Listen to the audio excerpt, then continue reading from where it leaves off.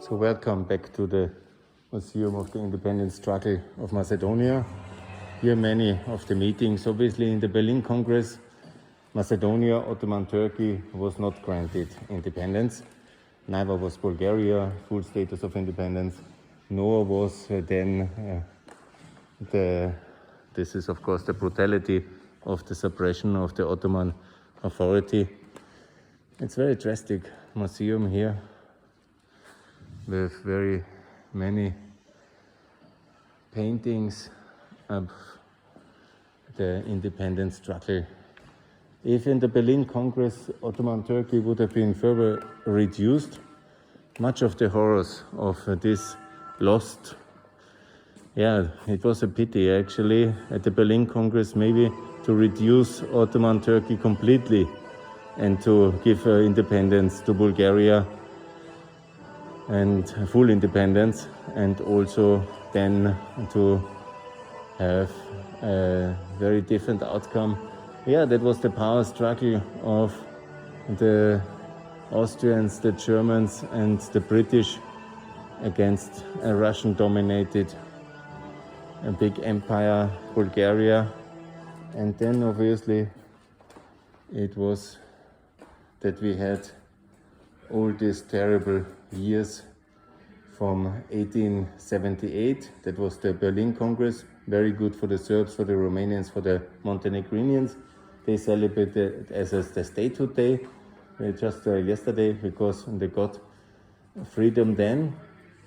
But what is today Kosovo, what is Albania, what is today Macedonia, the Republic of North Macedonia, and Bulgaria, and also what is today Northern Greece, they were kept under Ottoman suzerainty or direct sovereignty still for, let me think, it was another 40 years in a way until the end of the World War I.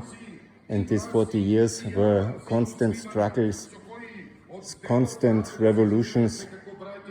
Bulgaria in 1908 got independence when the Young Turk Revolution came, but obviously then it took the First World War and all its atrocities.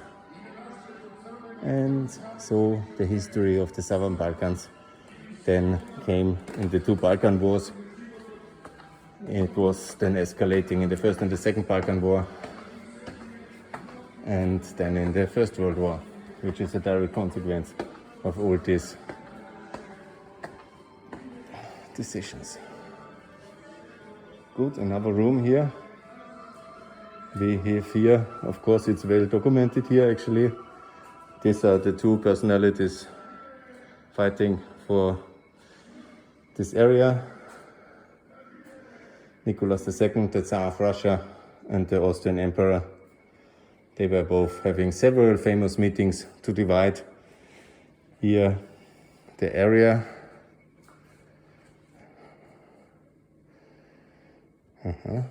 Good. Many more things I have to learn, and I will. I'm just in the learning. The Young Turk Revolution in Macedonia. Now we're entering already the year 1908. And we're coming closer to the Balkan Wars. Here, this seems to be the part of the Balkan Wars. We have already the Ohrid-Tabor Rebellion.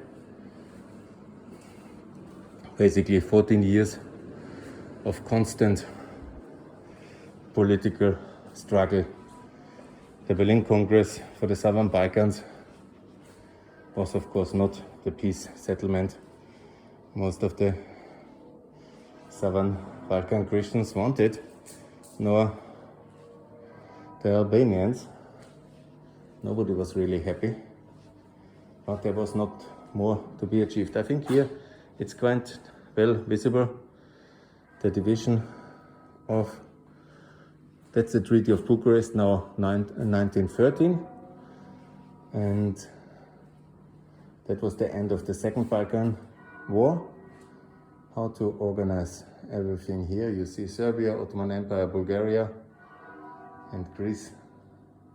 It was a very problematic treaty, and it lasted only 1 year until all Europe was drawn into this conflict and paid with many tens of millions of lives for the disaster of diplomats and of the bad policy done here in the Balkan. So the Balkan matters very much, yeah?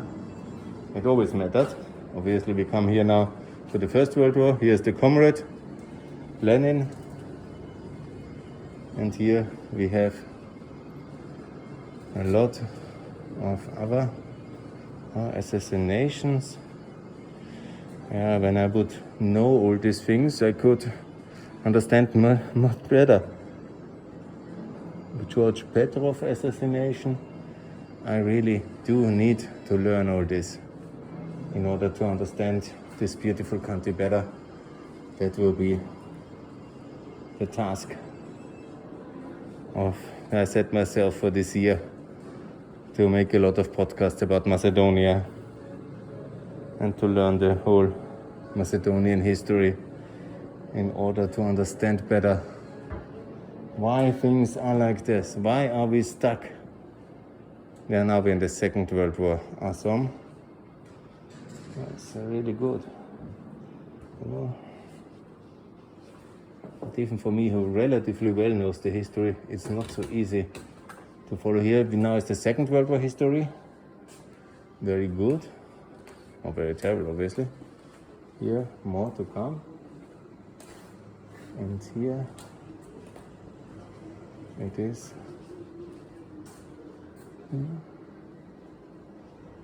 More of this. Here you see very well the Second World War situation politically and the occupation forces during World War II and the various, how Bulgaria has divided then this part basically as a revenge for the First World War, and we were in a complete mess again. Yes, here this is of course the partisan activities. Here partisan soldiers. Here we come to the victory in the powers of the Second World War. Who they have here? Yes, Petrushev and Zhukov. Okay, I'm really not so. Here the winners of the Second World War. And off we go. We go off and we see here, obviously that's now the room of Yugoslavia. So you can walk on all the history of Macedonia since the Berlin Congress in one museum. Actually, that's quite well done. I like it. Here. Very good. Excellent.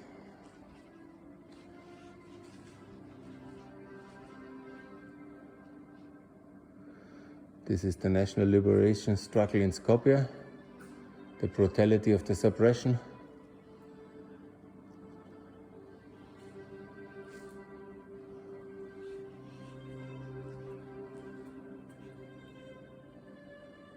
Goli Otok.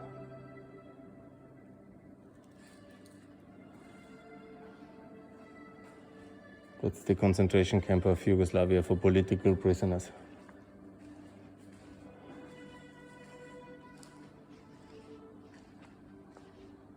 Okay, good.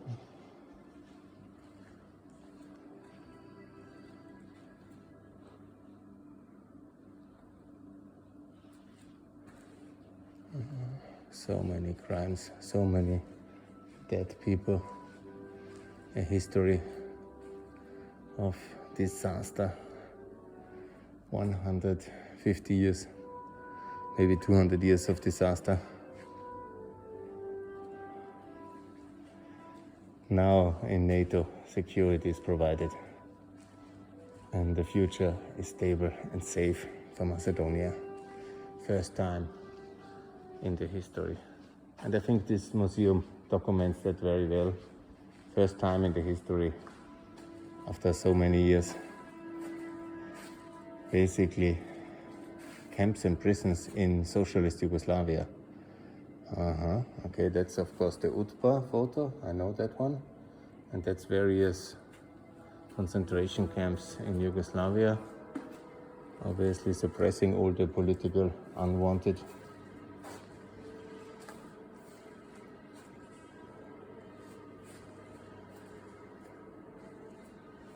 Independent Macedonia was definitely not on the agenda for Tito's Yugoslavia. Strumica Fire Quote 51. Again. Ideas for independent and united Macedonia. In Munich, of course, they had these diaspora organizations which kept number one, Garden State in America. Oh, good. Yeah, I give you just a short tour. Also me, I have to learn more and to understand Macedonia fully. Maybe it takes a lifelong of studies. Good, I'm just looking for the Independence Declaration of Macedonia. I was promised to see it somewhere here. Yeah, okay. Maybe not here. I will see. No, good. Now the history, let's say goodbye. Thanks a lot for your attention. More to come on the history of Macedonia. Thank you for showing this history, 150 years of complications. And better policy is good, but now everything is fine because NATO and the EU, we will manage. And you will be safe, Macedonia, from now on by the 6th Fleet. Don't worry. Thanks a lot.